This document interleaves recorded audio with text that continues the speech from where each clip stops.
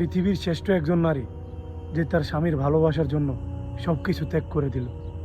আর অথচ আমাদের দেশের নারীরা অন্যের ভালোবাসার জন্য তাদের সুখের সংসারকেই তারা ত্যাগ করে দেয়। টিকটক প্রজন্ম, এই যুগে এরকম নারী পাওয়া তো দূরের কথা, পুরো বিশ্বের ভিতরে খুঁজলে এরকম নারী পাওয়া যাবে না। আমি চ্যালেঞ্জ করে বললাম, ভিডিওটা আগে দেখেন। এটা হচ্ছে জাবালে নূর, আর এখানে অবস্থিত হেরা গুহা, যেখানে রাসূল সাল্লাল্লাহু আলাইহি সাল্লাম নবুয়ত প্রাপ্ত হয়েছিলেন। এই পাহাড়ের চূড়ায় উঠতে গিয়ে একজন সুস্থ সবল যুবকেরও জান বের হয়ে যায়। অথচ আজ থেকে 1400 বছর আগে মরুভূমির এই তীব্র গরমে একজন 50 নারী রোজ 3 বেলা এই পাহাড়ে উঠতেন, শুধুমাত্র তার স্বামীকে খাবার আর পানি পৌঁছে দেওয়ার জন্য। কথা বলছি খাদিজা রাদিয়াল্লাহু আনহার কথা। মানে জাস্ট একবার কল্পনা করে দেখেন, খাদিজা রাদিয়াল্লাহু আনহা কি এটা করার জন্য বাধ্য ছিলেন? উনি মক্কার একজন সম্ভ্রান্ত এবং ধনী ব্যবসায়ী নারী ছিলেন, যার ইশারায় শত শত গোলাম কাজ করত।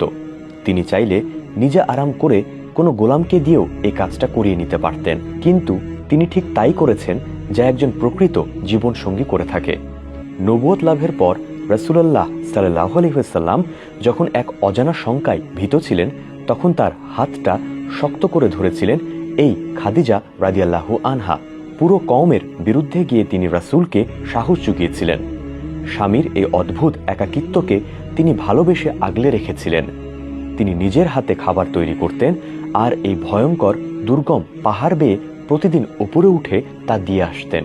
আজকের সমাজের দিকে তাকিয়ে তাদের ভালোবাসার সম্পর্কের কথাটা খুব মনে পড়ে। আজকাল আমাদের একটু কষ্ট হলেই কিংবা সম্পর্ক নিয়ে একটু টানাটানি হলেই আমরা একে অপরকে ছেড়ে দিই। আমরা আমাদের পার্টনার নিয়ে কত শত অভিযোগ করি। অথচ মা খাদিজা আমাদের শিখিয়েছেন, জীবনসঙ্গী হওয়া মানেই শুধুমাত্র সুদিনের সঙ্গী হওয়া নয়, বরং প্রিয় মানুষটার কঠিন সময়েও তার সঙ্গী হয়ে থাকা। আসলে একটা সুন্দর পরিবার এবং একটা পুরুষের সফল হওয়ার পেছনে সবসময় থাকে এমন নিঃস্বার্থ ত্যাগ এবং মানসিক সাপোর্ট দেওয়া একটা জীবনসঙ্গী, যার ফলে পুরুষ যখন দুনিয়া জয় করে আসে, সে জয়ের ভিত্তি হয়ে থাকে তার জীবনসঙ্গীর এমন ত্যাগ আর নিঃস্বার্থ সাপোর্ট দেওয়া।